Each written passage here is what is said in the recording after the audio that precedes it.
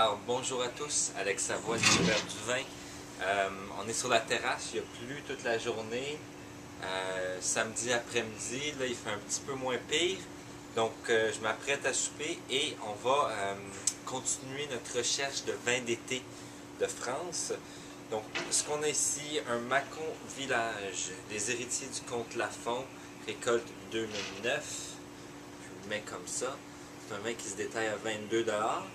Et donc, Mâcon, c'est une région de la Bourgogne. Donc, Bourgogne, en gros, on peut la subdiviser en 5 régions. Il y a Chablis au nord. Et ensuite, quand on rentre vraiment là, dans la région de la Bourgogne, là, qui est toute collée les uns sur les autres sous-régions sont, on a la côte de Nuits au nord, qui font probablement les meilleurs rouges de Bourgogne. Après ça, la côte de Beaune, un petit peu au sud de la ville de Beaune également.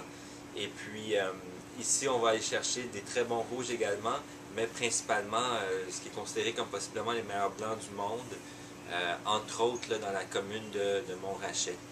Et puis, Puligny, Montrachet et Chassagne, Montrachet. Ensuite de ça, au sud encore de ça, on a la côte chalonnaise et le Mâcon. Et ensuite de ça, on a le Beaujolais. Donc, ça fait comme 6 régions là, distinctes. Et donc, le Mâcon, c'est une de ces régions-là qui est très peu connue, si on veut. Parce que c'est pas, il n'y a pas des communes exceptionnelles, ou plutôt il n'y a pas des communes qui ont une réputation exceptionnelle, mais on peut aller chercher, c'est là qu'on va aller chercher des très bons vins à des prix raisonnables de la région de Bourgogne, parce que c'est sûr que si on va dans la côte de Beaune pour les blancs et la côte de Nuits pour les rouges, c'est excessivement cher dès qu'on parle d'un vin qui a la moindre appellation ou qu'on parle d'un bon producteur. Donc, tout ça pour en venir à notre vin de ce soir. Donc, Bourgogne, on pense chardonnay.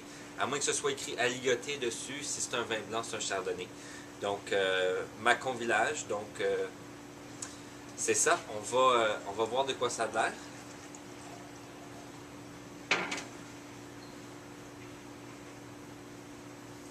Donc là, on va vraiment chercher le chardonnay typique, si on veut, là, normalement, avec ce type de vin-là. Possiblement qui a été élevé en fût.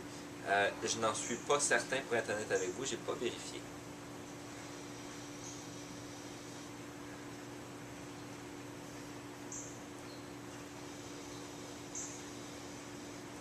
On a définitivement le petit côté beurré qui vient sortir, donc il me fait penser qu'il a fait au moins un petit peu de fût de chêne.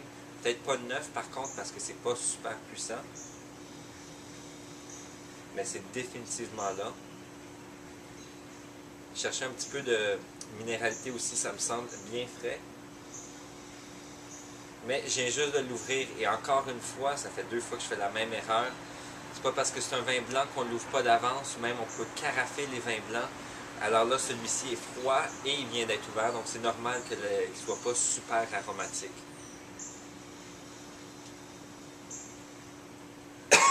On va y goûter, des fois ça va m'aider à aller chercher d'autres arômes.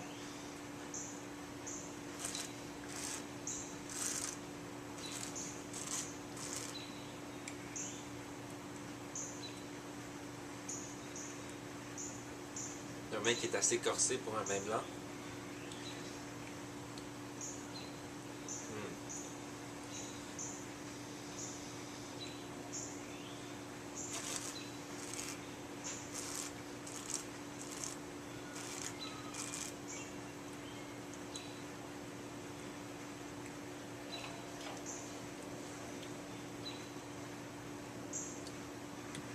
On a un petit peu d'abricot à la fin, qui va être plus typique du viognier, mais que je retrouve assez souvent dans le chardonnay aussi. Donc un petite amertume d'abricot légère à la fin. C'est un vin qui est très rond. Quand on dit rond, ça veut dire que c'est ample en bouche et la texture, on sent que ça nous tapisse le palais, et ce vin-là fait vraiment ça. Et ça aussi, c'est assez typique des chardonnays qui ont fait un peu de fût de chêne.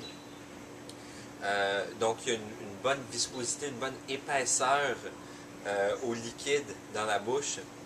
Très agréable. Le vin est bien équilibré parce que je sens une amertume, mais elle ne m'accroche pas du tout. Elle ne vient pas substituer aux autres arômes. Vin qui est très bien fait, très bon Bourgogne blanc. Je vous recommande de visiter le Mâcon pour les chardonnays. Et donc, on peut trouver des choses à prix raisonnable et qui sont très bien faites. Celui-ci en est l'exemple. Donc, merci et à la prochaine.